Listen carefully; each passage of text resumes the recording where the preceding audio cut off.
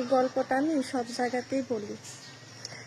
আমি এখন বাসা থেকে বের হব, তো যে কাজে যাচ্ছি ওখানে আসলে ছোট বড় সবাইকে আমরা সম্মান দিয়ে কথা বলি। সম্মানের শুরুতে আমরা সবসময় সালাম, এই যে সালাম, আসসালামু আলাইকুম, সবাইকে বলি যে আপনার উপর শান্তি বর্ষিত হোক।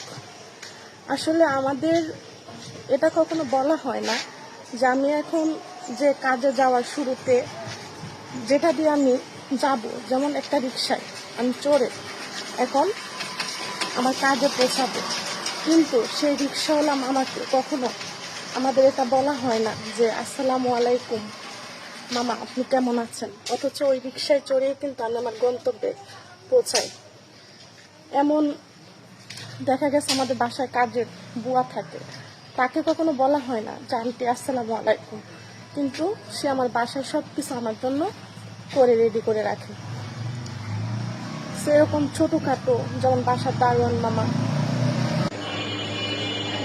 মামা অথচ আমাদের আসতে যাইতে সালাম দিয়ে তারা সবসময় কথা বলে, কিন্তু সেই সালাম যদি একবার আমরা তাকে করি, এতে দারোয়ান মামা খুশি হয়ে অবাক দৃষ্টিতে তাকিয়ে থাকবে যে